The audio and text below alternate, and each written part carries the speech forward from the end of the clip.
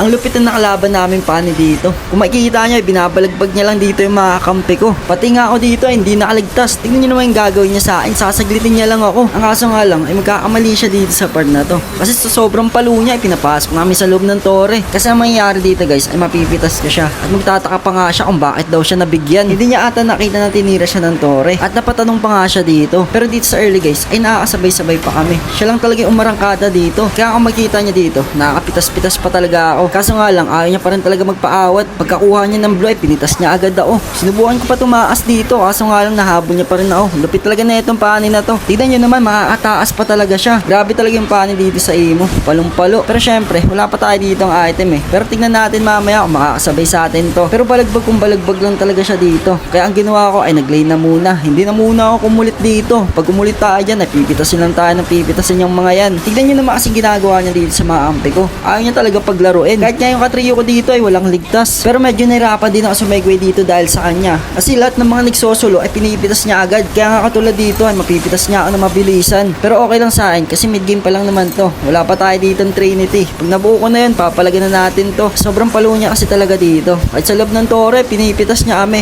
Kaso nga lang dito siya nagkamali. Kasi pag out niya, tinira siya ng tore. At mapipitas ko pa nga siya. Nagulat pa nga siya dito. At nang dahil nga dun, ay magkakaroon na ako ng Trinity. Pero napapasurrender na rin dito yung mga kampi ko. Paano ba man, sobrang lakas talaga ni Paddy. Ang hindi lang alam na itong mga kampi ko ay meron na akong item. At kaya ko na yung sabayan. At ito na nga yung oras para bawian tong mga to. Kaya nga sinugod ko na agad dito yung mga kalaban namin. Kaya kung makikita nyo dito guys, sobrang side ko na talaga. At ang mangyayari dito ay triple kill pa tayo. Meron na tayong damage dito. Ang kailangan na lang natin dito ay defense item para hindi na tayo mag-burst na itong pani. Ang defense item na ibibuild ko dito ay Guardian Helmet. Okay din naman anti-kiras pero mas okay sa akin Guardian Helmet dito. May dagdag buhay din kasi yun para hindi rin tayo basta-basta mapitas dito ni pani. Kahit may item na kasi tayo dito guys, kung hindi naman tayo ma-pre-hit ay bali wala pa rin. Katulad na ito, sinaglit na naman tayo ni pani. Pero nag-item din ang Winchant dito guys ha. Sobrang sait din kasi dito ng Brody nila. Tumaba rin to eh. Pang safe lang natin sa kanila para hindi tayo basta-basta mapipitas. Pero dito sa part na to guys, wala na tayong dahilan para mataot dito sa mga to. Basta pag may item na tayo,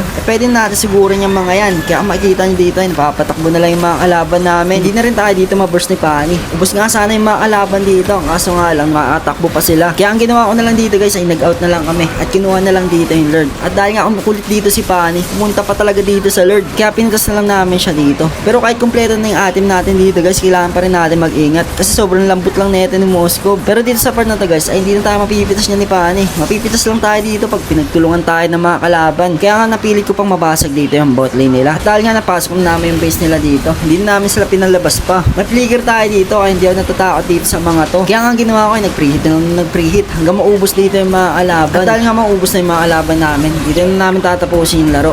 Basta pag may nakalaban kayo malapit magpani, pwede kayo mag-defense item. Ang mahalaga lang naman kasi hindi tayo mag-burst. Basta ayun lang guys, nice game sa inyo.